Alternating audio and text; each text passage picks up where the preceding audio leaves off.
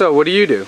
Oh, well, I run my own consulting business, and I also run my own photography business with my partner, Joanna. She's just fabulous. Oh, I'm also starting up an online education business with my partners. 6 hours later. And I also love working with people on their money. I even take on part-time bookkeeping. Oh my goodness, speaking of, hey everyone, have you ever bumped into someone that does so many things? Your mind is blown. So blown that you don't have a clue what they really do? Take my made-up friend Sally, for example. She's a web designer who can do your bookkeeping and take care of all of your personal errands too.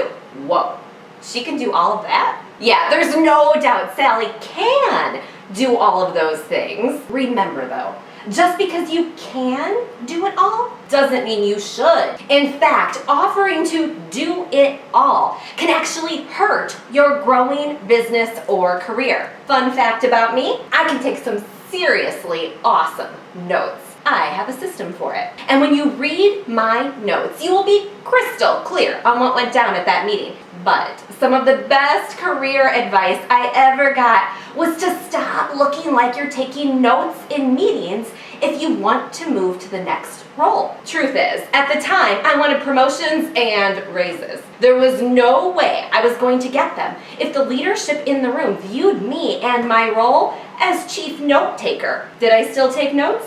You betcha. But I was a bit more discreet about it. Now, what does my note-taking lesson have to do with your growing business? How does this relate to you and my girl Sally? Listen, people need clarity on how you can help them. And it's your job to make sure they have clarity on exactly how you and your business can help them. This is especially important early on in your business when you're taking on new projects or when you're trying to start up a new service line. And it's critically important in our marketing efforts too. When just starting out or trying to build traction in our business, referrals are gonna be a major source of traffic. But if you do a bazillion different things like Sally and nobody knows what your focus is, they don't know what to refer people to you for. Or if you do the thing you don't want to become known for so well and you hang your hat on that, like my note-taking, you could get known really well for the exact thing you don't want to spend the rest of your life doing. So how can you build fast traction in your business?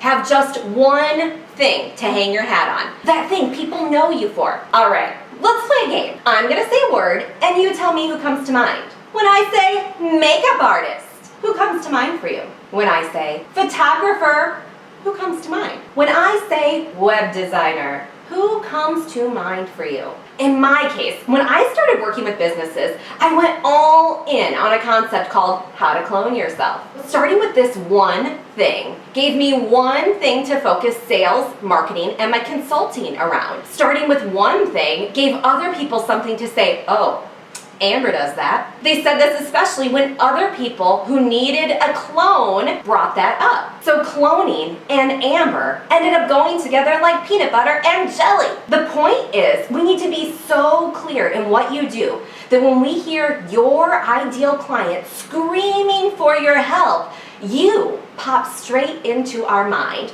and we send them your way. We need to know when we hear someone that needs that specific thing, we refer them to you. We don't want to think of 10 things when we think of your name. We need that one thing to refer you for. So what's your thing? What do we refer people to you for?